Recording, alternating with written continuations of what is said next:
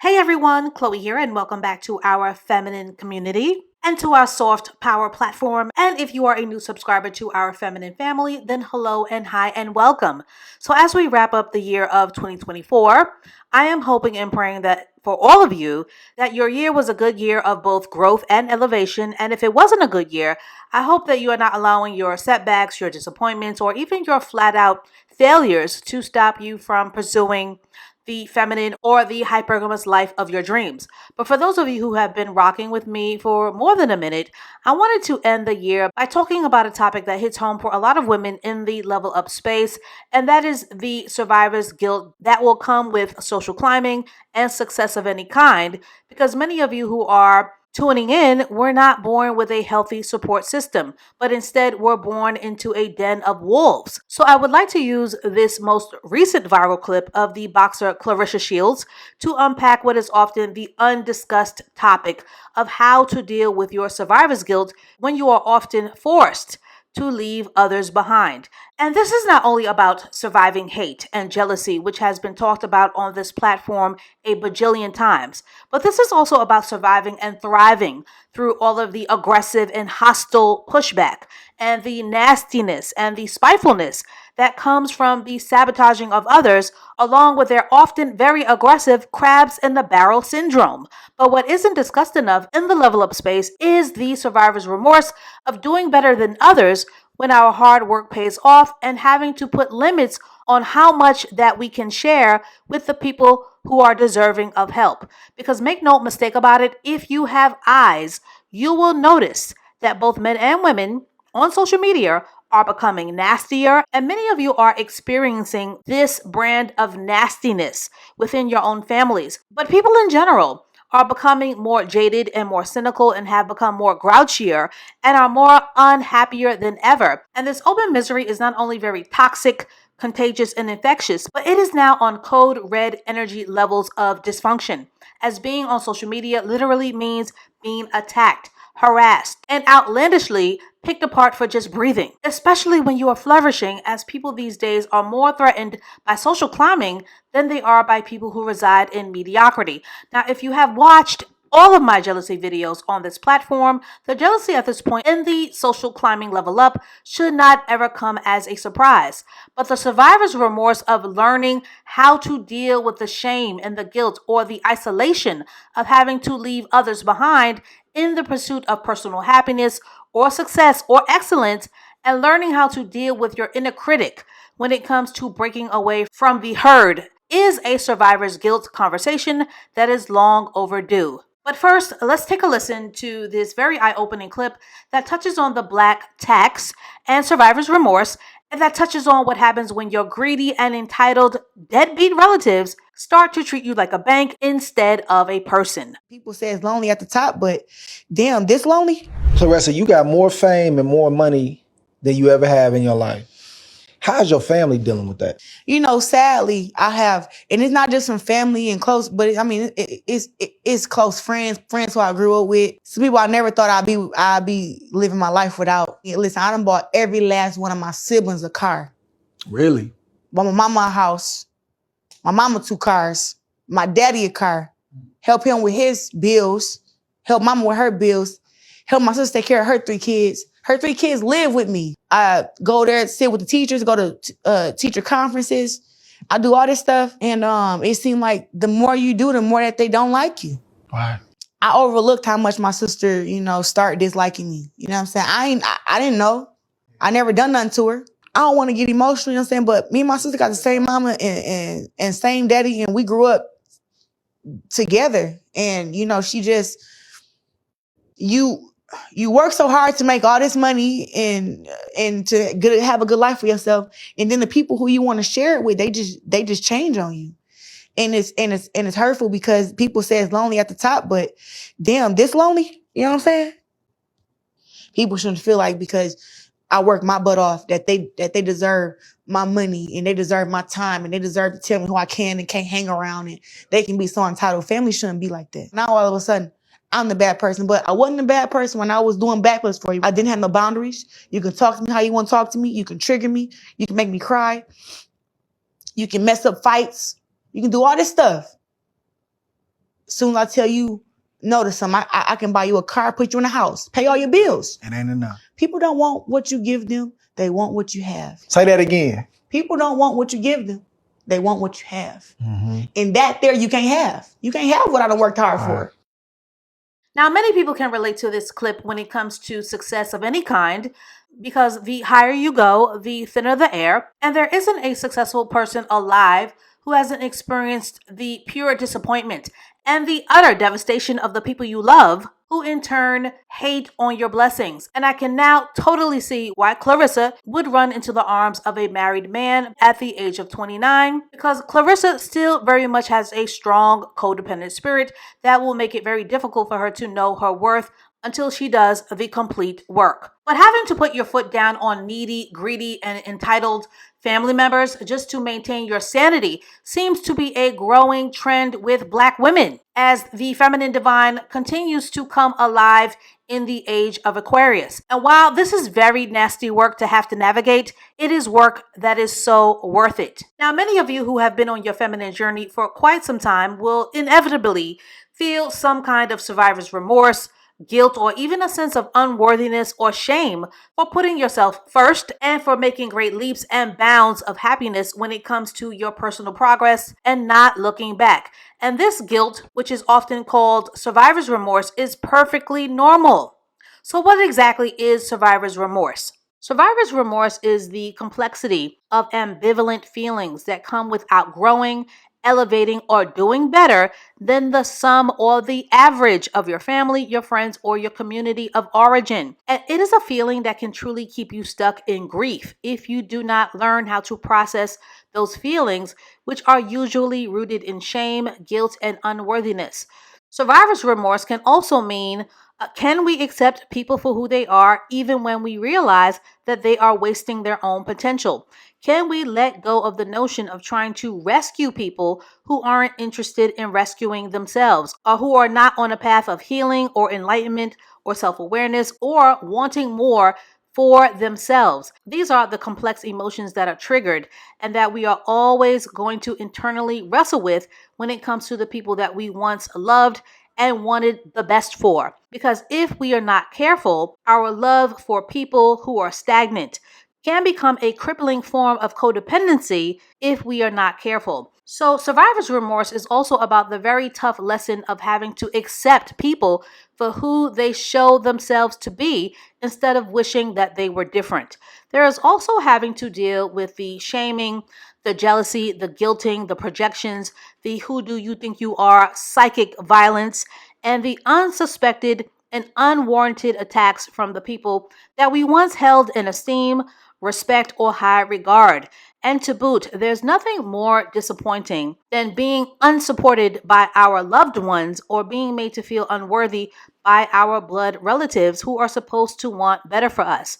So here are the 9 chess moves, and these will all kind of blend into each other, that you can use to survive survivor's remorse. Number 9, nourish your inner little girl. Always acknowledge your inner little girl and always remind her that she is loved, fiercely protected, and that she will never ever be harmed by you or by any other outsider. Ladies, your inner little girl is to be cared for and protected like fragile merchandise. In the past, your inner little girl may have been programmed to be abused, neglected, or to be a people pleaser. But as a grown woman, you are responsible for being her ultimate healer and protector. Remember, ladies, people are not allowed to damage you unless you allow it. Number 8, the best way to deal with survivor's remorse is with offense. And your best offense in getting away from toxic people is to choose the right company for your elevated journey. And this will often involve having a feminine ecosystem, as success is not created alone or in a vacuum.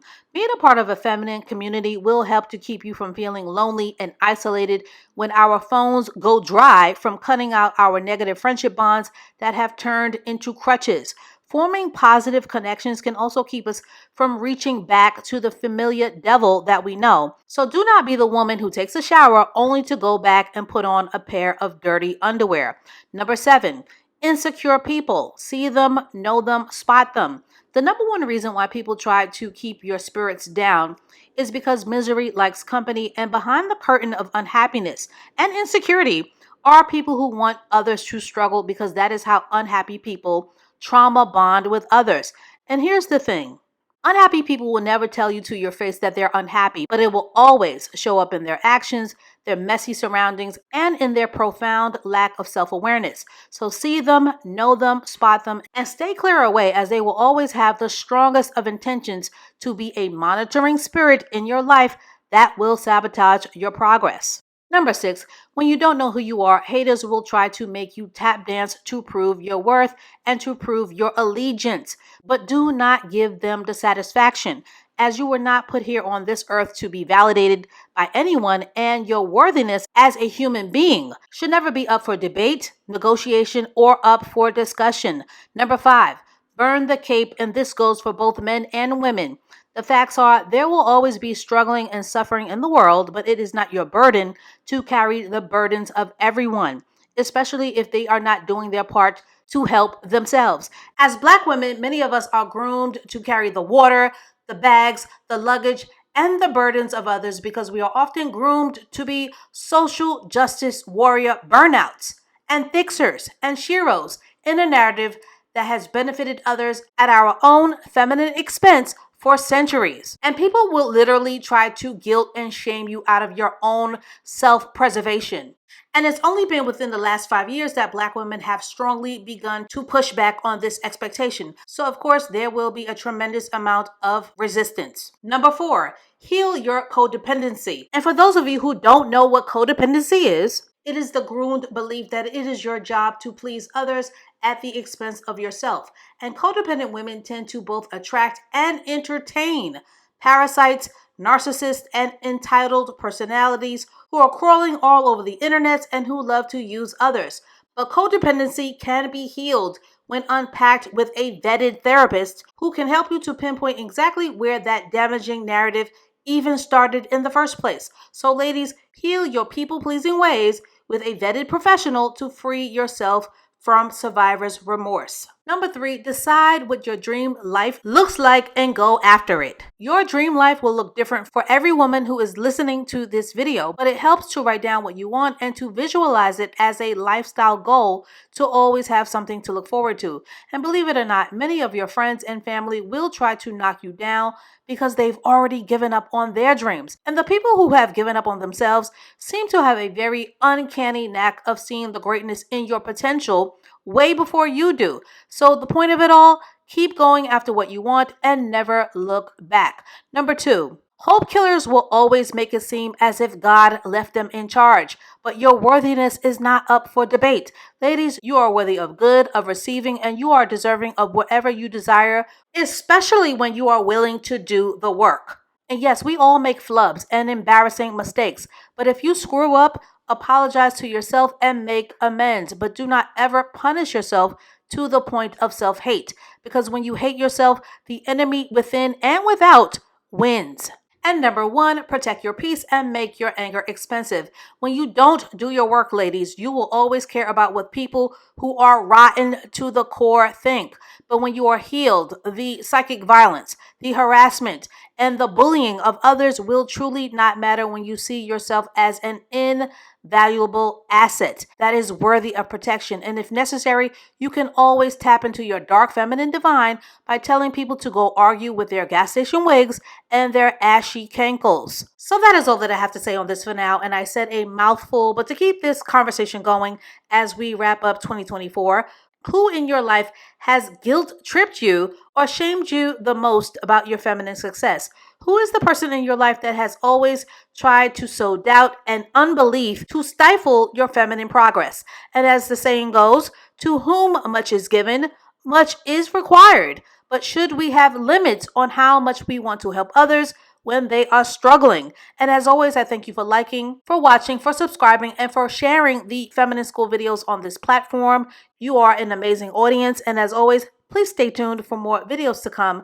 And I will catch up with you ladies and lurkers and ear hustlers in the next one. The higher your standards, the lower your blood pressure. Call it science. But the higher your standards, the less inclined you are to be in places and with people who compromise your overall health. Okay? This applies professionally, but also interpersonally. And it doesn't mean you don't cross paths with people. It just means you guys aren't going to the same places. But the higher your standards, the more you start to practice catch and release. You catch the patterns, you catch the inconsistencies, you catch the inconsideration, you catch the lack of effort, you catch the taking advantage of, you catch the weaponized incompetence, the betrayal, the shadiness, the flakiness, okay, the lack of accountability. And you release the need to obligate yourself to any relationships that require those things in order for it to exist. And empathy is a 7-letter word that a lot of people can easily say, but a lifelong practice that most people are not committed to. And it shows. So, don't let a person sell milk back to a cow. You know what you offer, you know what you carry, you know what you can sustain, you know what you provided, okay? You know what you deserve, you know what you observed, you also know what you experienced. And that's more than enough. Stand on your standards. It comes down to disappointing other people or disappointing yourself. Choose other people all the time. In fact, is your job in life to disappoint as many people as you can so that you do not disappoint yourself. Bro, they're never going to say anything, bro. They are monitoring spirits, okay? Monitoring spirits. They are just monitoring you. They just watch.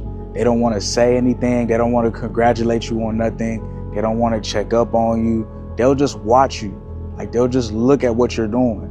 And that's why story views get a lot more views than it does likes. There's a lot of people just looking. And it's okay to look, but there's never an interaction.